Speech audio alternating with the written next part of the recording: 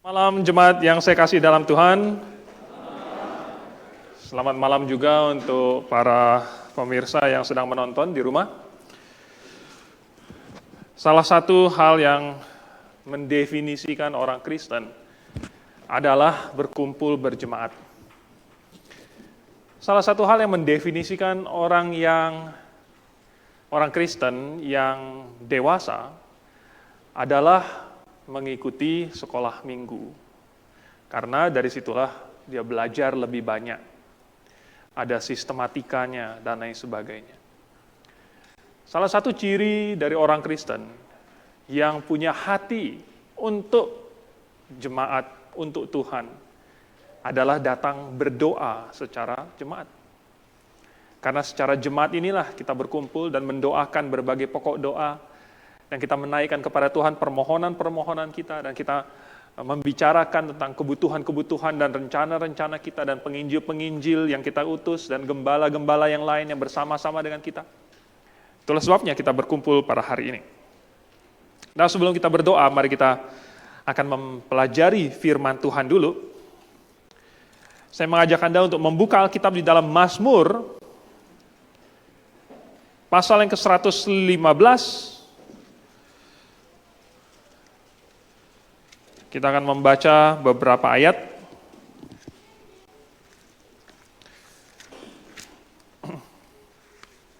Mazmur pasal 115 ayat 13 sampai 16. Ayat 13 sampai 16. Mazmur 115. Oke. Atau supaya kalimatnya lancar, dari ayat 12 sampai 16.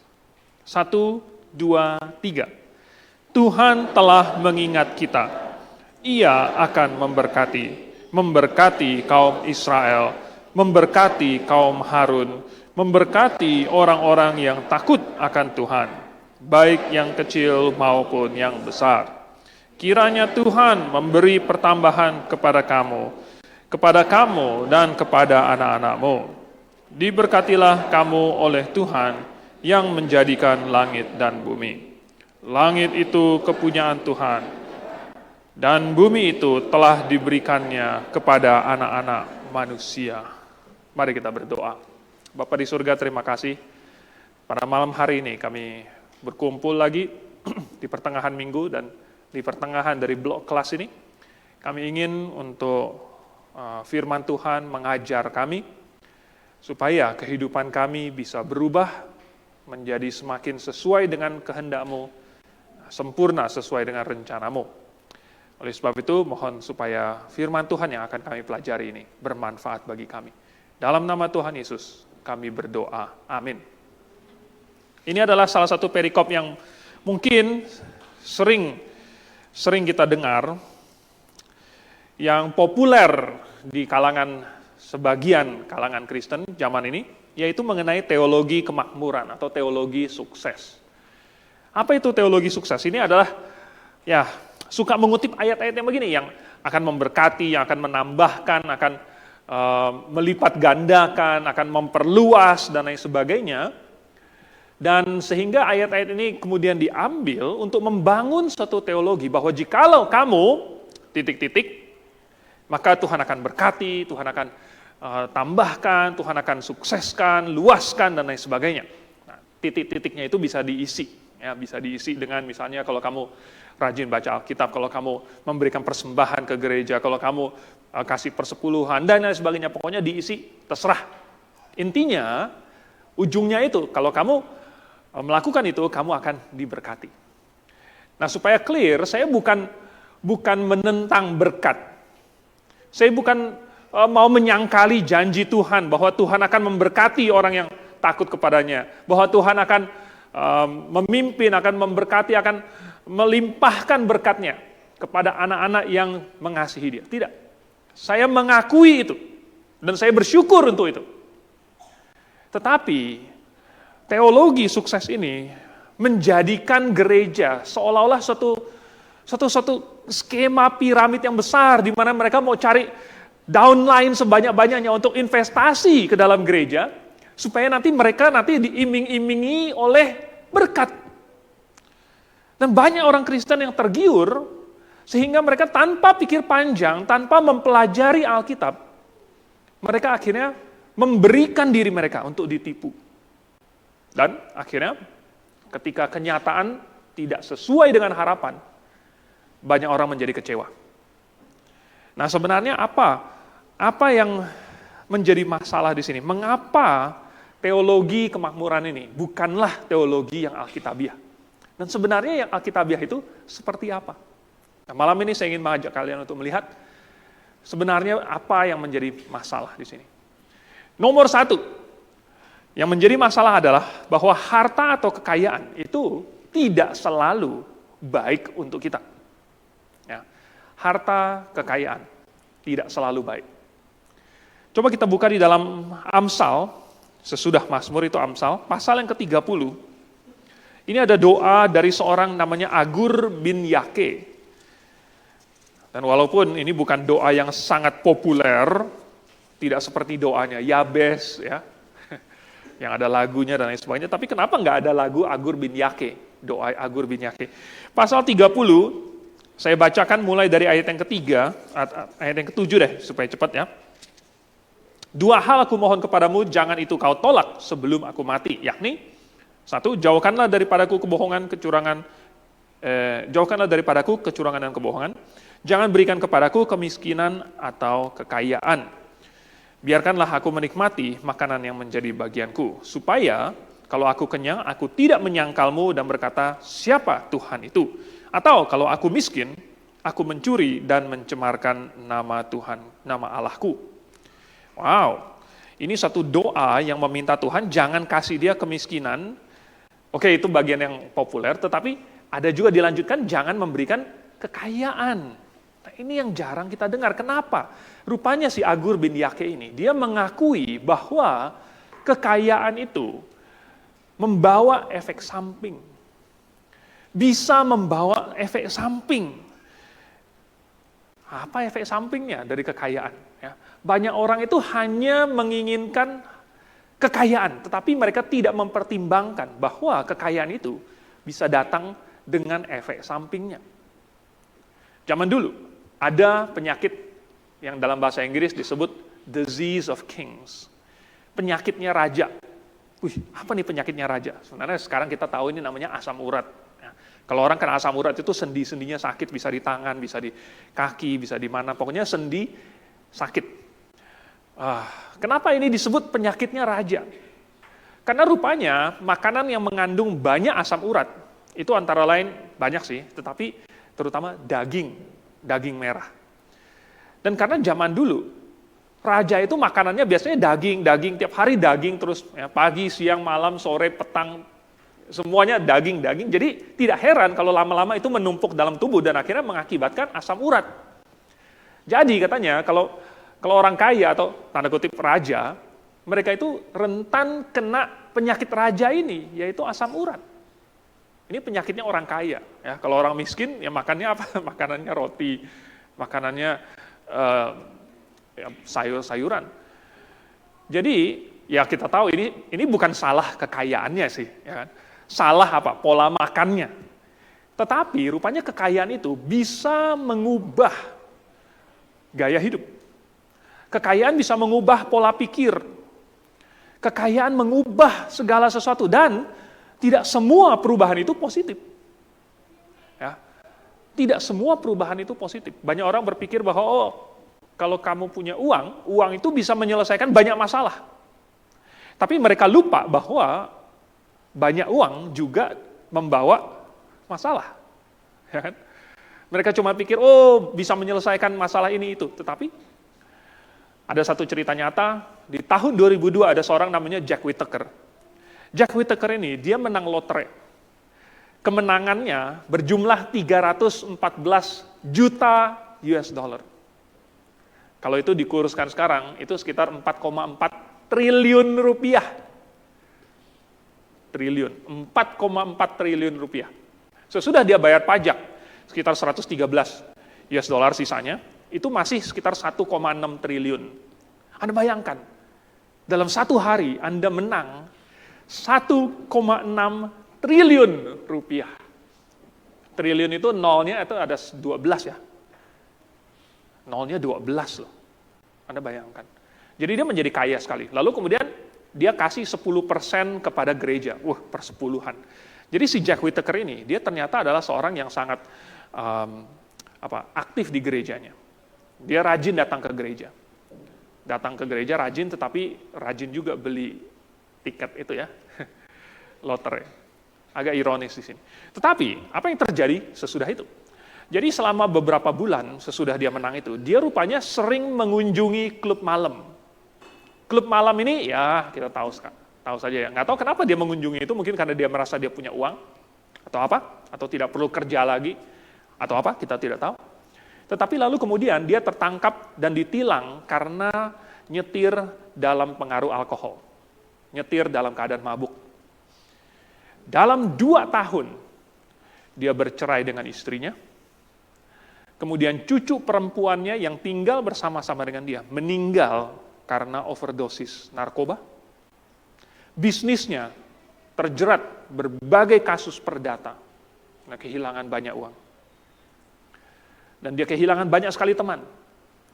Karena menang lotre itu mengubah dia begitu drastis sehingga tidak ada orang yang tahan lama-lama dekat dengan dia. Dan dia menjadi orang yang berbeda total. Rupanya mendapat uang dengan begitu banyak, dengan begitu cepat, tidak baik bagi dia.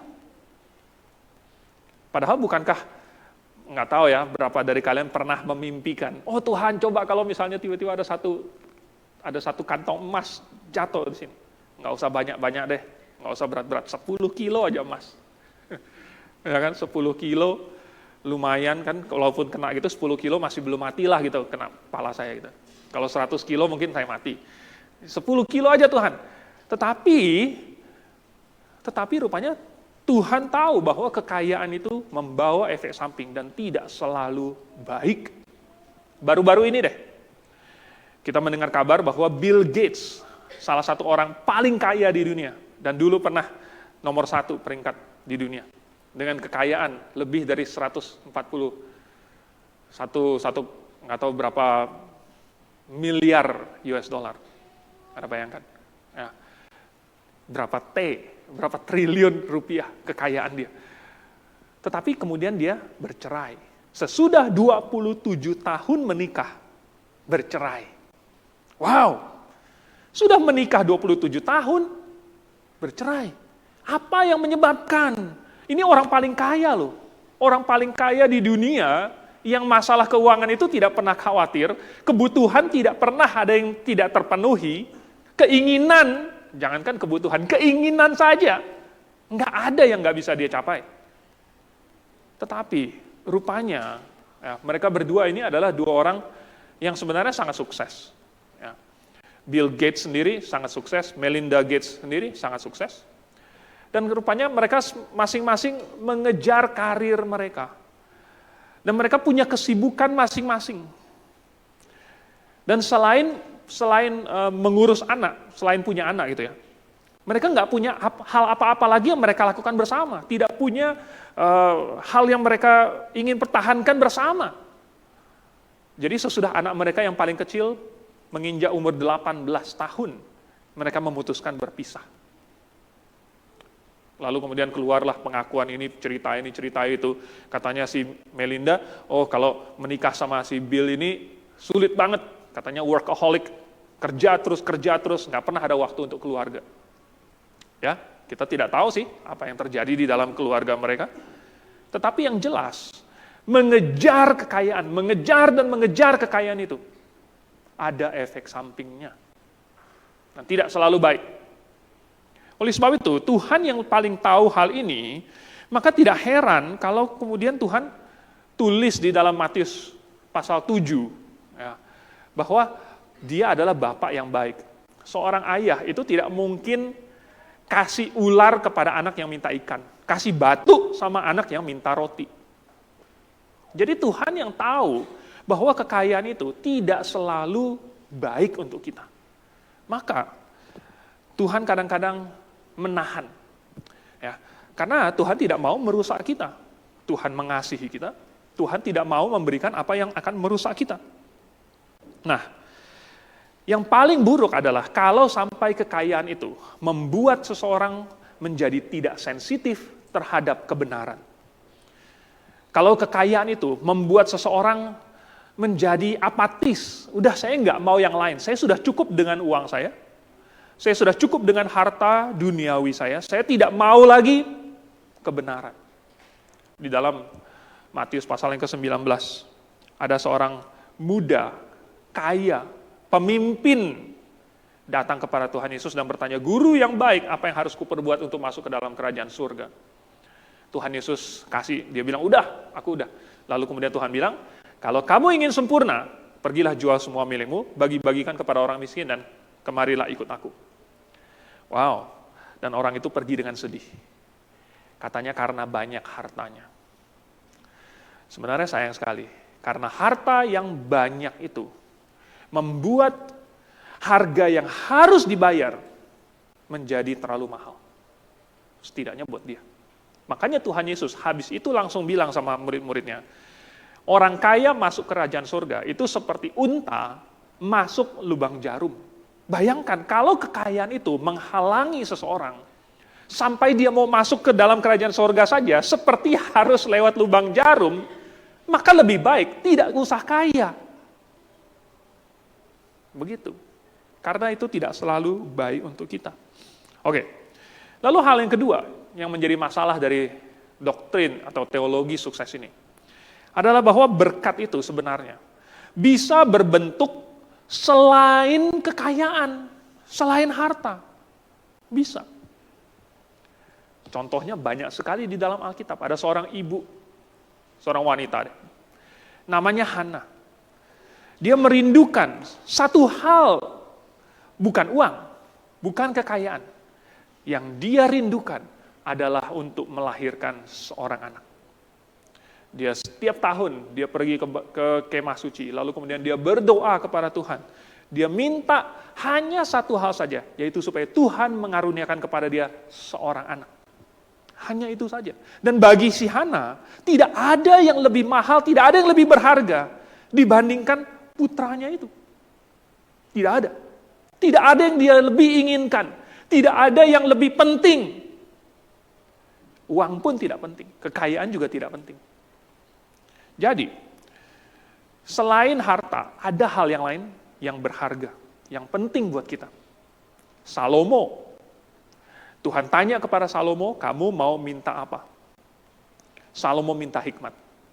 Dan ini adalah pilihan yang tepat. Karena rupanya, dia memilih hal yang lebih penting. Dia tidak memilih harta, dia tidak memilih kekuatan, ya, atau luas wilayah, atau kemenangan, dan lain sebagainya. Tidak, yang dia pilih adalah hikmat. Dan ternyata oleh hikmatnya, maka Salomo kemudian mendapatkan kekayaan, mendapatkan kedamaian, dan lain sebagainya. Dan semua hal yang lain itu menyertai. Rupanya hikmat itu lebih berharga daripada semua harta yang bisa dikasih kepada dia. Lalu kemudian di perjanjian baru, ada dua orang saudari, Maria sama Marta. Tuhan Yesus berkunjung ke situ, lalu kemudian Marta sibuk, mau memberikan yang terbaik untuk Tuhan lah. Bagus nggak? Bagus. Mau masak lah dan lain sebagainya, repot di dapur. Tetapi Maria malah duduk di kaki Tuhan Yesus, mendengarkan. Sambil Tuhan Yesus mengajar ini dan itu.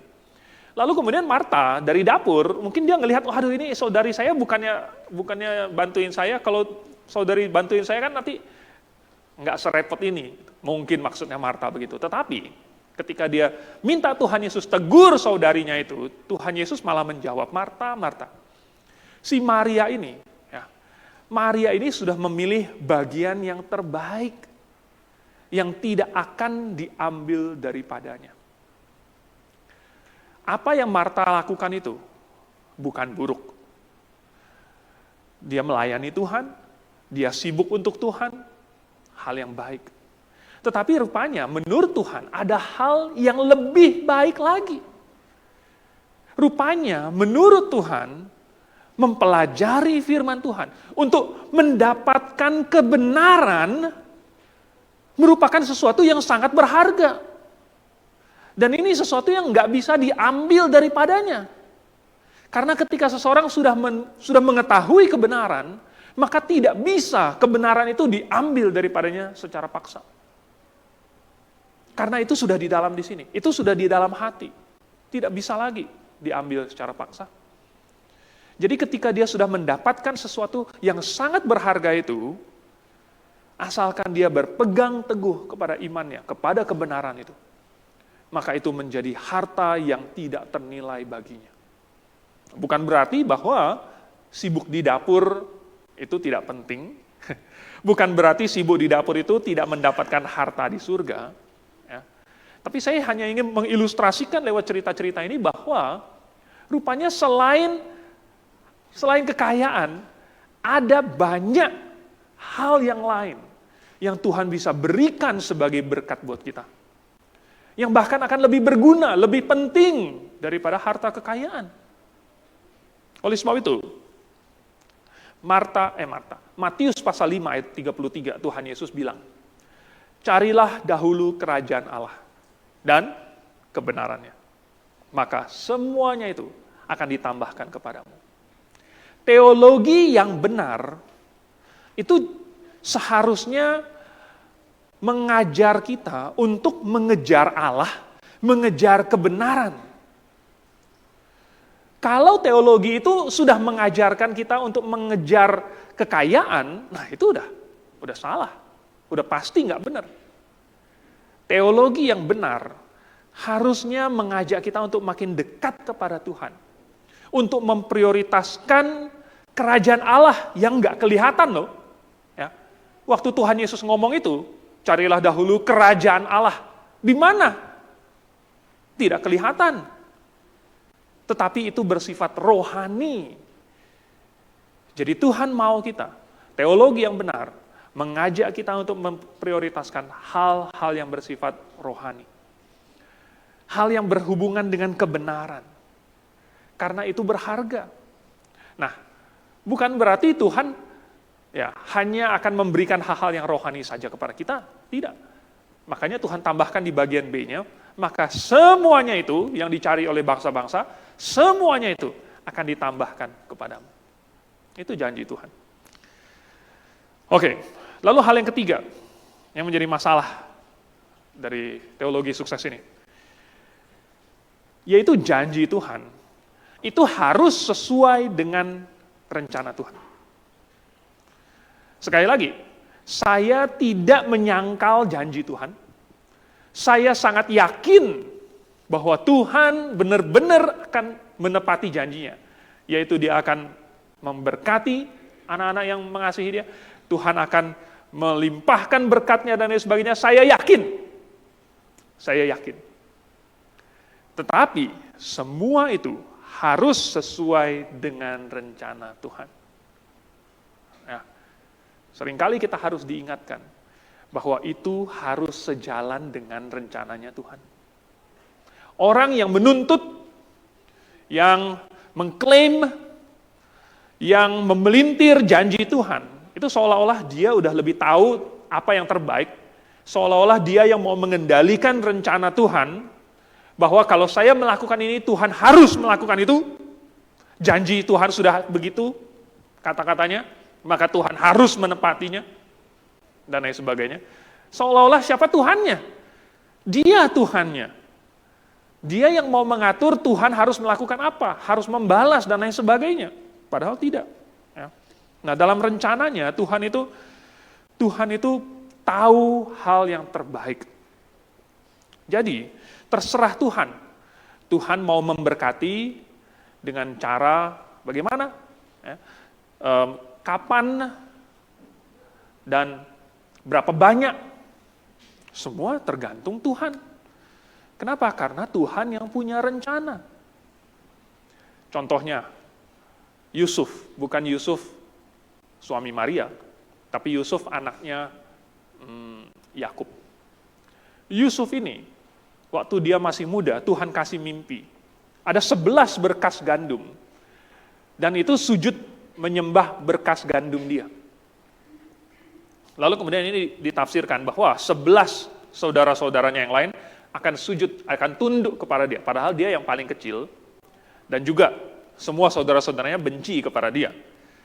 Jadi, Tuhan kasih mimpi ini kepada si Yusuf, memberikan Yusuf harapan, ya, bahwa nanti di masa depan, semua saudara-saudara saya ini, bahkan menurut mimpi yang kedua, bulan dan bintang pun, matahari, bulan dan bintang, itu pun akan sujud menyembah kepada dia, bahkan orang tuanya pun akan sujud di hadapan dia.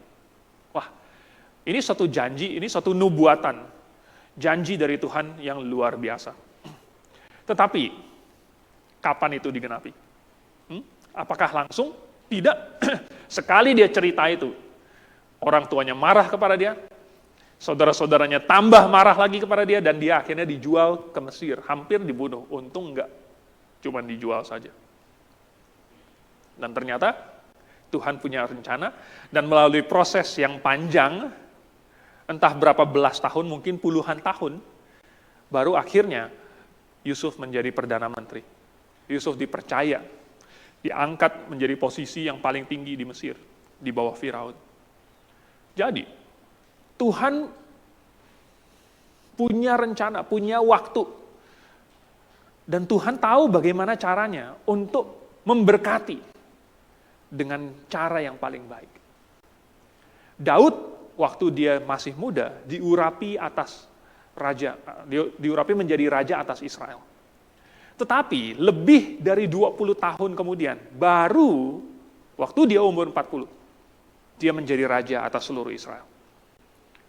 Selama puluhan tahun, belasan tahun, dia lari dari satu tempat ke tempat lain. Kalau dia tidak cepat larinya, dia akan dibunuh, ditangkap oleh Saul. Rupanya Tuhan punya proses. Tuhan tidak harus segera menepati janjinya, memberkati Yusuf, memberkati Daud. Tidak, karena Tuhan punya rencana. Petrus pernah tanya, di Matius pasal 19 itu lagi. Petrus tanya, "Guru, kami ini telah meninggalkan segala sesuatu. Kami telah meninggalkan istri, anak, rumah, pekerjaan, dan lain sebagainya. Apakah yang kami dapat sebagai balasannya?" Lalu ini menjadi, berikutnya ini dikutip oleh banyak ini ya. Ini kalau menurut teologi sukses, harusnya dapat 100 kali lipat. Benar kan? Wah, Tuhan Yesus yang janji loh, ya. Kamu akan menerima kembali 100 kali lipat. Baik di dunia yang akan datang, maupun di dunia ini juga. Inilah janji yang mereka pegang-pegang. Oke, kalau gitu, ya.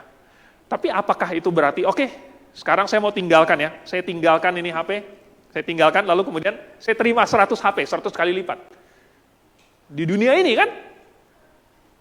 Kalau begitu, maka harusnya Petrus ini udah jadi juragan perahu memancing, perahu nelayan. Kenapa? Dia tinggalkan perahu nelayannya, harusnya dia dapat 100.